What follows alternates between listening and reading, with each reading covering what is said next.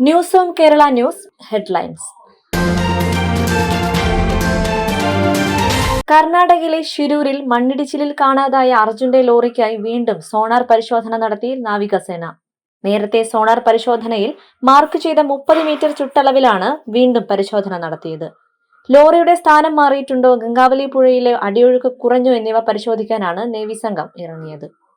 കോഴിക്കോട് അണ്ടിക്കോട് ചത്ത കോഴിയുടെ ഇറച്ചി വിറ്റതിന് കട അടച്ചുപൂട്ടി. കടയിൽ നിന്ന് വാങ്ങിക്കൊണ്ടുപോയ ഇറച്ചിക്ക് ദുർഗന്ധമുണ്ടായതിനെ തുടർന്നാണ് കട പൂട്ടിച്ചത്. എലത്തൂർ പോലീസും ആരോഗ്യ വിഭാഗവും സ്ഥലത്തെത്തി പരിശോധന നടത്തി. കടയിൽ നിന്ന് ചത്ത കോഴികളെ പിടികൂടി. മോശമായ രീതിയിൽ കച്ചവടം നടത്തുന്ന CPR ചിക്കൻ കടയ്ക്ക് ഇനി ലൈസൻസ് നൽകില്ലെന്നും പഞ്ചായത്ത് പ്രസിഡന്റ് KT പ്രമീള പറഞ്ഞു. തിരുവനന്തപുരം BJP നേതൃത്വം നൽകുന്ന തിരുവിതാംകൂർ സഹകരണ സംഘത്തിലെ നിക്ഷേപകർ കോടതിയിലേക്ക്. പോലീസിൽ പരാതി നൽകിയതിനു പിന്നാലെ ഹൈക്കോടതിയെ സമീപിക്കാനാണ് തീരുമാനമെന്ന് നിക്ഷേപകരുടെ കൂട്ടായ്മ അറിയിച്ചു. സംസ്ഥാനത്തെ സ്കൂളുകളിൽ ഓണപരീക്ഷ സെപ്റ്റംബർ 3 മുതൽ 12 വരെ. 1 മുതൽ 10 വരെ ക്ലാസുകൾക്ക് രാവിലെ 10 മുതൽ 12:15 വരെയും ഉച്ചകഴിഞ്ഞ് 1:30 മുതൽ 3:45 വരെയുമാണ് പരീക്ഷ. വെള്ളിയാഴ്ചകളിൽ ഉച്ചകഴിഞ്ഞുള്ള പരീക്ഷകൾ 2 മുതൽ 4:15 വരെ ആയിരിക്കും. 2 മണിക്കൂറാണ് പരീക്ഷാ സമയം.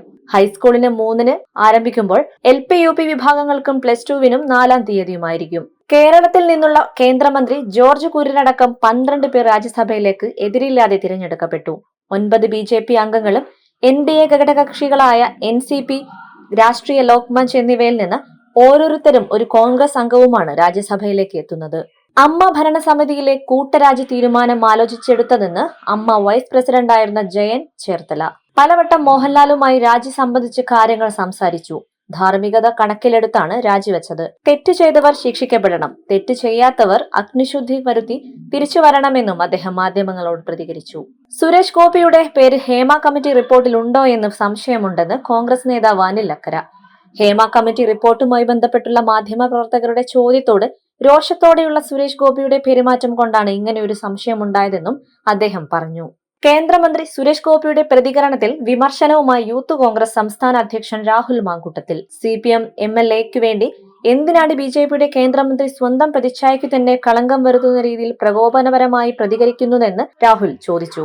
കൊല്ലം മുഖത്തലയിൽ CPI മണ്ഡലം കമ്മിറ്റി ഓഫീസിന് നേരെ കല്ലേറ്. SFI DYFI പ്രവർത്തകരാണ് കല്ലെറിഞ്ഞതെന്നും കൊട്ടിയം NSS കോളേജിലെ യൂണിയൻ പ്രവർത്തനവുമായി ബന്ധപ്പെട്ട SFI AISF തർക്കമാണ് ആക്രമണത്തിലേക്ക് നയിച്ചതെന്നും CPI ആരോപിച്ചു. അതിക്രമത്തിൽ പ്രതിഷേധിച്ച് മുഖത്തലയിൽ CPI നടത്തിയ പ്രകടനത്തിനിടെ DYFIയുടെ കൊടിമരങ്ങൾ നശിപ്പിച്ചു.